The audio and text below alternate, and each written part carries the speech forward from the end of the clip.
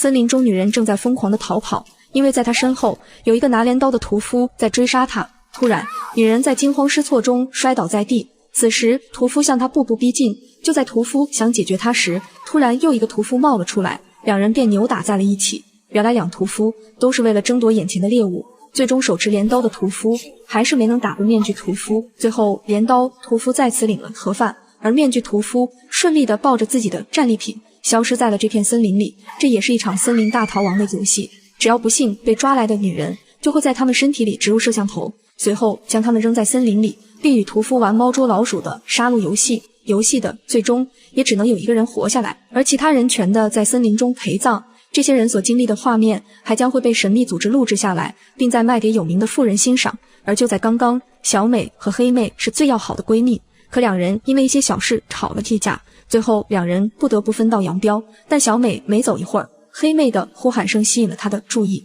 当她转身查看时，黑妹已经消失在身后。小美紧张地四处查看，却怎么也没找到黑妹的身影。就在这时，她看到黑妹被抓了起来，而此时的小美也被人绑了起来。当小美醒来时，发现自己却被关在一个箱子里，而关押她的箱子却被摆放在一望无际的森林里。此时的女人是叫天天不应，叫弟弟不灵。终于她打开了箱子的盖子，从箱子里爬了出来。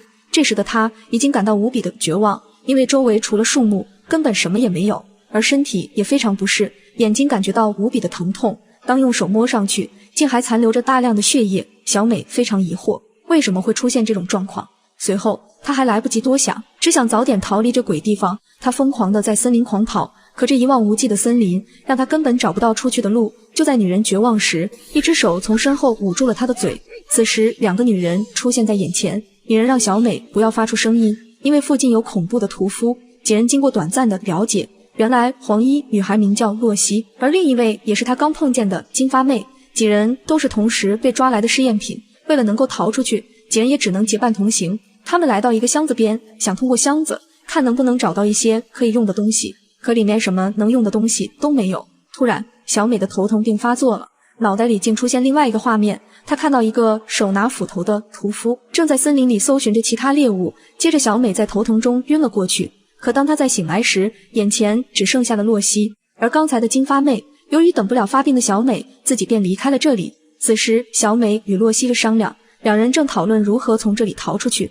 可就在这时，一旁竟出现一个屠夫的身影，两人迅速躲在箱子后面，连大气都不敢喘一下，因为他俩害怕屠夫发现自己。但屠夫还是走了过来，眼看屠夫就要发现两人，聪明的洛西立马使用声东击西的办法，他利用一根木棍迅速扔到了一旁。此时木棍成功引起了屠夫的注意，可就在这关键时刻，小美的头疼病竟然又发作了。不管洛西如何呼喊，小美也一直没有反应。为了自身的安危，洛西只能选择抛弃小美，独自打算离开这里。可他在逃跑的过程中，还是让屠夫给发现了，于是屠夫也跟着追了上去。为了逃命，洛西只能拼命狂跑，但屠夫就喜欢这种狩猎的感觉，只要猎物跑得越快，他就会越兴奋。接着屠夫直接将斧头扔了出去，还好洛西躲避及时，斧头不偏不倚砸到了树上。女人立马拔下斧头，想利用斧头解决掉屠夫，可屠夫一把夺下斧头，并直接掐住女人的脖子。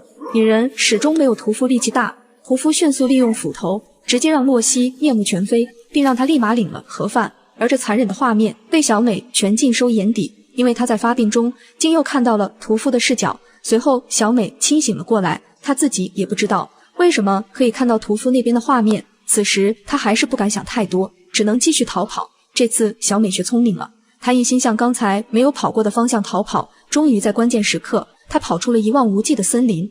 看到一片寸草不生的荒漠，小美来到一片空地，刚想逃离这里，可附近的警报器就发出一种刺耳的声音，而这种声音还会让她的身体出现一种撕心裂肺的疼痛。可只要她返回报警器的圈内，周围的报警器立马就不叫了。原来这些报警器就是为了防止猎物逃出圈外，也就是说所有的猎物只能在报警器以内活动，它们方可得到安全。此时的小美根本想不到任何逃离这里的办法，就在她一筹莫展时，突然一个女人大喊大叫地跑了过来，身后并还追着一个屠夫。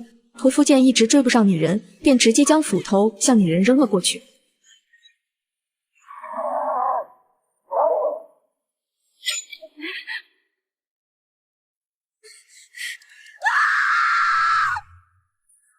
女人被击倒后，可怕的一幕发生了，屠夫竟在向小美招手问好，这可将小美搞懵了，她立马也做了一个回应的手势。此时逃跑的花裙女竟还没挂掉，她苦苦哀求屠夫放过自己，可追到的猎物，屠夫怎么能轻易的放过她？就在斧头屠夫打算动手时，